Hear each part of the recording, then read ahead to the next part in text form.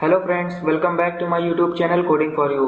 सो friends, last video में हमने देखा था कि हम एसक्यूएल टेबल में डेटा को कैसे अपडेट करते हैं। सो आज की इस वीडियो में हम देखेंगे कि एसक्यूएल टेबल से अगर हमें किसी रिकॉर्ड को डिलीट करना है तो उसको कैसे करेंगे। सपोज ये हमारे कुछ रिकॉर्ड्स हैं, इनमें से मुझे महेश के रिकॉर्ड्स को डिलीट करना है। तो उसके लिए मैंने यहाँ पर db.delete फंक्शन यूज़ किया है। इसमें मैंने सबसे पहला आर्गुमेंट स्टूडेंट पास किया है। उसके बाद मैंने सेकंड आर्गुमेंट पास किया है अपना सिलेक्शन क्राइटेरिया, यानी किस बेसिस पे हम डेटा को डिलीट करेंगे। उसके बाद मैंने यहाँ पर न्यू स्ट्रिंग एरे ली है। उसके बाद मैंने यहाँ पर महेश को पास किया है। सो ये डिलीट फंक्शन उस रिकॉर्ड को डिलीट करेगा जिस रिकॉर्ड का नेम हमारा महेश होगा। ये उस रिकॉर्ड को टेबल से डिलीट कर देगा। सो ये महेश हमारा इस नेम में सेट हो जाएगा और ये उस रिकॉर्ड को डिलीट कर देगा जिस रिकॉर्ड में नेम हमारा महेश होगा। सो फ्रेंड्स, चलिए अब हम देखते हैं कि इसे हम कोड में कैसे इम्प्लीमेंट करेंगे। सो फ्रेंड्स, अगर आपने अभी तक मेरे चैनल को सब्सक्राइब नहीं किया तो मेरे चैनल को सब्सक्राइब कर दें और बेल आइकन प्रेस कर दें ताकि आगे आने वाली वीडियो की नोटिफिकेशन आपको मिलती रहे। So friends, without time wasting, let's start this video.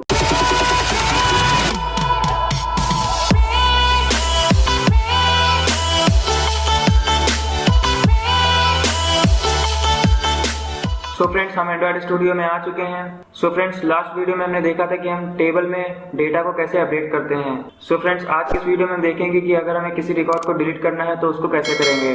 So friends, अगर आपने अभी तक एसक्यूएल डेटाबेस से रिलेटेड प्रीवियस वीडियोस नहीं देखी हैं तो उनको जरूर देखिए। वीडियो का लिंक आपको डिस्क्रिप्शन में मिल जाएगा। सो फ्रेंड्स, हम यहाँ पर सबसे पहले माई हेल्पर क्लास में चलते हैं। सो लास्ट वीडियो में हमने अपडेट करने के लिए फंक्शन क्रिएट किया था। सो अब हम डिलीट करने के लिए यहाँ पर एक फंक्शन क्रिएट कर लेते हैं, पब्लिक बुलियन डिलीट रिकॉर्ड। सो अब मुझे यहाँ पर उस आर्गुमेंट को पास करना है जिसके बेसिस पे हम टेबल से डेटा को डिलीट करेंगे। सो मुझे नेम के बेसिस पे डेटा को डिलीट करना है, यानी कि जो भी यूजर नेम को इनपुट करेगा उसके बेसिस पे हम टेबल से डेटा को डिलीट करेंगे। तो सबसे पहले हम उसे एक वेरिएबल में ले लेते हैं। मैं नेम में ले लेता हूँ, आप किसी भी वेरिएबल में ले सकते हैं। सो अब मुझे यहाँ पर डेटा को डिलीट करना है। तो सबसे पहले हम एसक्यूएल डेटाबेस का एक वेरिएबल बना लेते हैं, SQL database db equals to get writable database, क्योंकि मुझे डेटा को डिलीट करना है।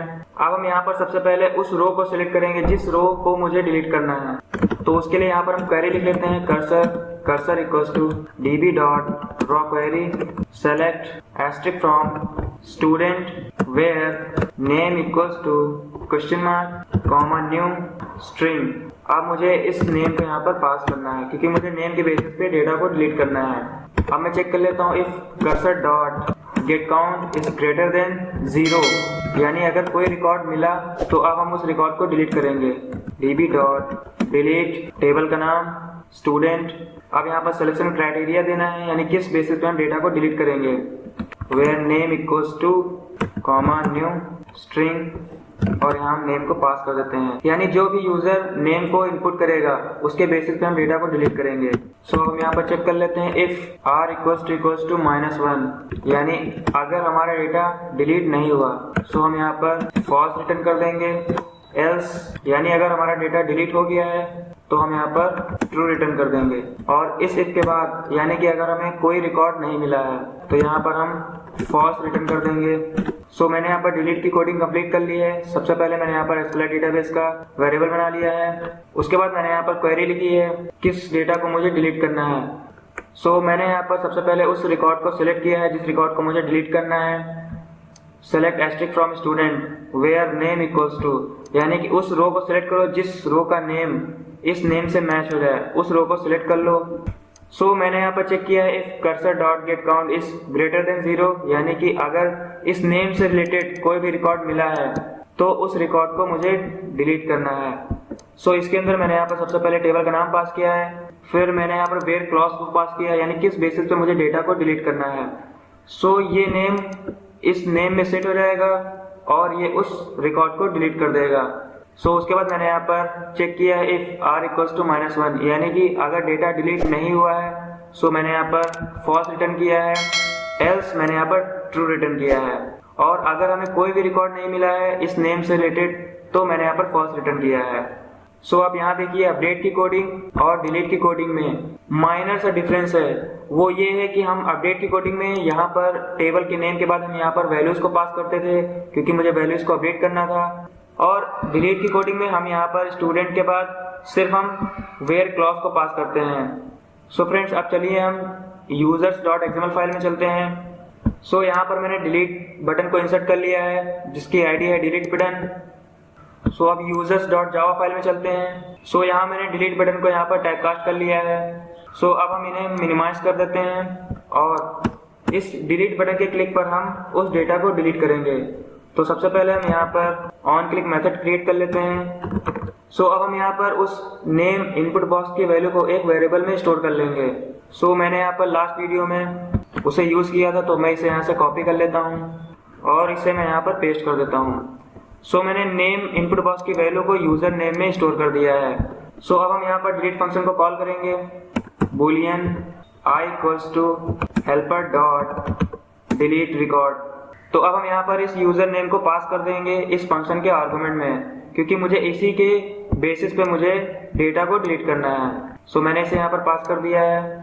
उसके बाद ये फंक्शन बूलियन रिटर्न करेगा ट्रू या फॉल्स। तो मैं यहाँ पर चेक कर लेता हूँ if I equals to true, यानी कि अगर हमारा डेटा डिलीट हो गया है तो अब हम यहाँ पर मैसेज दे देते हैं सक्सेसफुली।